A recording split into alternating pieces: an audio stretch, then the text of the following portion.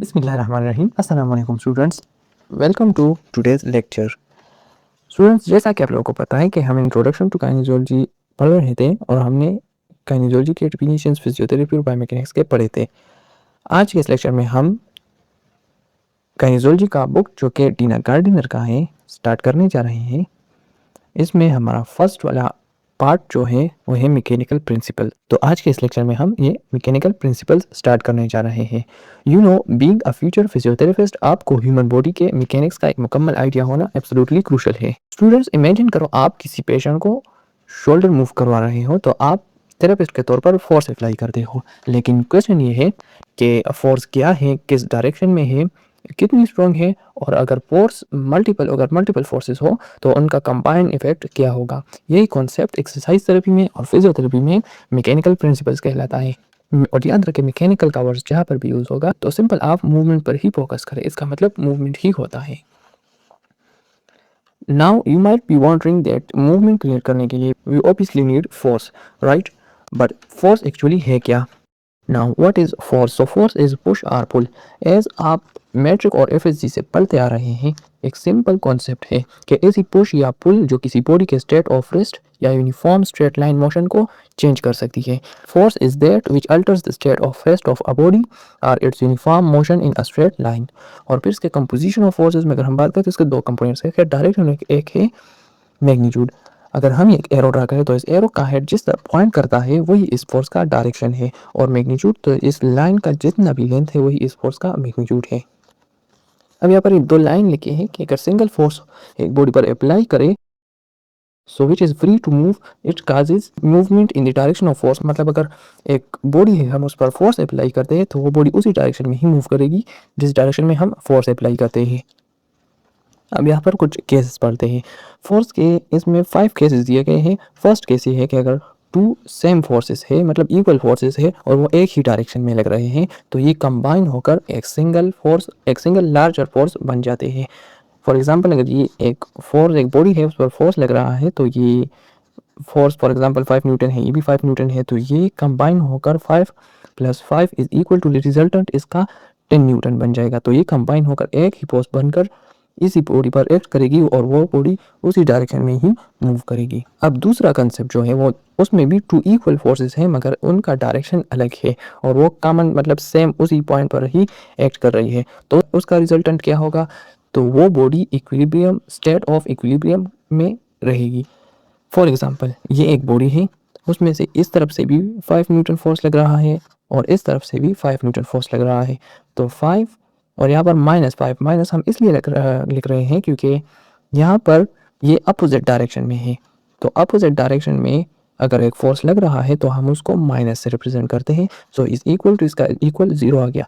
और हमने फिजिक्स में पढ़ा है कि दो फोर्सेस का रिजल्टेंट 0 आता है तो वो बॉडी स्टेट ऑफ इक्विलिब्रियम में होगी।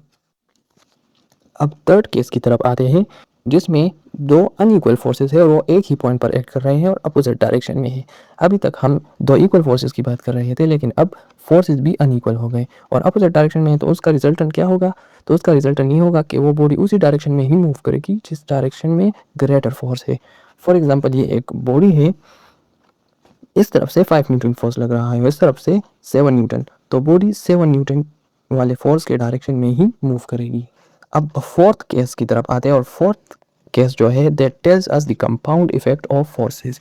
इसमें दो फोर्सेस है, वो ऐसे पॉइंट्स पर लग रहे हैं, मतलब सेम पॉइंट पर लग रहे हैं, लेकिन ऐसे डायरेक्शन में लग रहे हैं कि उनके दरमियान एक एंगल बन रहा है। फॉर एग्जांपल, ये ए की तरफ ये बी वाला एक फोर्स लगा रहा है, बी पॉइंट इस तरफ और सी पॉइंट इस तरफ फोर्स लगा है, तो इनके दरमियान एक एंगल बन रहा है, वो सेम पॉइंट पर ही लगा रहे हैं। तो इसका रिजल्टेंट क्या होगा? हम एक बी और सी के लाइन को जोड़ देंगे और इसमें से एक एक्स वाला ए एक्स डायरेक्ट डायगोनल बनाएंगे। तो ये ए एक्स जो है यही इस फोर्स का डायरेक्शन हो गया, यानी ये फोर्स इसी ए एक्स की इक्वल आ गया। इसका एक बेस्ट एग्जांपल है बॉडी में डेल्टॉइड मसल। अब डेल्टॉइड मसल जो है, फॉर एग्जांपल डेल्टॉइड मसल जो है वो एक ट्राइंगुलर शेप मसल है। ऐसे ये इसके 3 फाइबर्स होते हैं, इंटीरियर फाइबर्स होते हैं, एक पोस्टीरियर फाइबर्स होते हैं और एक मिडल फाइबर्स होते हैं। इंटीरियर फाइबर्स जो है वो फ्लेक्शन ऑफ शोल्डर परफॉर्म करते हैं, posterior fibre extension of elbow perform extension off shoulder perform करते हैं, और मिडल फाइबर जो होते हैं ये हॉरिजॉन्टल आर्म्स को हॉरिजॉन्टली उठाते हैं, जिसको हम एबडक्शन कहते हैं। लेकिन एबडक्शन कैसे होता है? ये एक्सटेंशन और फ्लेक्शन जो कंबाइन इफेक्ट ऑफ फोर्सेस बनाता है, कंपाउंड इफेक्ट ऑफ फोर्सेस, तो इसकी वजह से ही ये ग्रेटली पावर देते हैं इस मिडल फाइबर्स को, तो ये आर्म को साइडवेज हॉरिजॉन्टली उठाता है और एबडक्शन करता है। So in this case the forces will make a parallelogram. अब जो लास्ट केस है उसमें टू अनइक्वल फोर्सेस है, वो अपोजिट डायरेक्शन में भी है और उनका एक्शन ऑफ पॉइंट भी डिफरेंट है, तो उसका रिजल्टेंट क्या होगा? तो इसका रिजल्टेंट ये होगा कि बॉडी में रोटेशन प्रोड्यूस करेगा। इसका एग्जांपल मैं प्रैक्टिकल देता हूँ। फॉर एग्जांपल ये एक स्टेयरिंग है, इसमें हम एक फोर्स इस पॉइंट पर लगाते हैं और एक इस पॉइंट पर, ये वाला इसी डायरेक्शन में फोर्स लगाते हैं और इस पॉइंट पर इस डायरेक्शन में फोर्स लगाते हैं। तो ये हम क्या, तो ये फोर्स जब हम लगाते हैं तो ये क्या काज करेगा? ये रोटेशन ऑफ स्टेयरिंग काज करेगा। तो यही एक एग्जांपल यहाँ पर बॉडी में भी होता है, जब हमारे बैक के मसल ट्रेपीजियस मसल और सीरेटस एंटीरियर मसल जो है वो रोटेशन ऑफ स्केपुला काज करते हैं। Now coming towards the second major topic of today which is tension. So tension is a pulling force transmitted through a rope, tendon, ligament or muscle when it is stretched.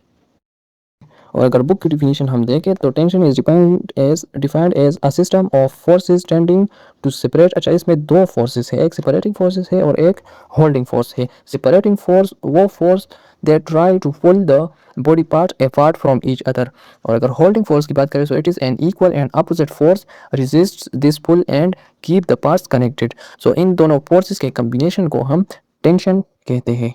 And in physiology में talking about muscles, और tension और force जो है ये हम एक जैसे ही समझते हैं। These are the same things in physiology because these both are measured in newton. ये दोनों फोर्सेस है। और इंट्रामस्कुलर टेंशन जो है is the force of contraction of muscle contraction.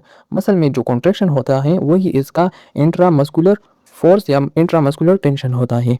And the strength of a muscle is its ability to generate tension. और इसका मतलब ये है कि stronger muscle can produce greater tension और a weak muscle can produce smaller tension. So students, आज के लिए इतना ही। अब इसके क्विक रिवीजन की तरफ बढ़ते हैं। आपके स्क्रीन पर इसका क्विक रिवीजन दिया गया है।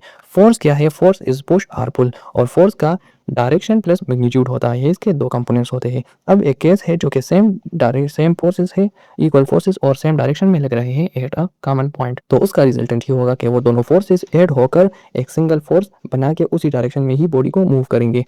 दूसरा है इक्वल फोर्सेस है पर अपोजिट डायरेक्शन में है तो वो इक्विलिब्रियम काज करेगी। अनइक्वल फोर्सेस और अपोजिट डायरेक्शन में भी हो तो वो ग्रेटर फोर्स की डायरेक्शन में ही मूव करेगी। और ए फोर्स जब एक एंगल पर हो तो वो पैरेललोग्राम ऑफ फोर्सेस बनाएगी। और अगर डिफरेंट पॉइंट्स पर हो और अपोजिट फोर्सेस भी हो तो वो रोटेशन ऑफ द बॉडी काज करेगी। और टेंशन क्या है? तो इट इज अ सेपरेटिंग और स्ट्रेचिंग टेंडेंसी ऑफ फोर्सेस। तो स्टूडेंट्स, आज के लिए इतना ही। उम्मीद है आप लोगों को ये लेक्चर अच्छी तरह से समझ आ गया होगा। नेक्स्ट लेक्चर में हम मैकेनिक्स ऑफ पोजीशन स्टार्ट करेंगे।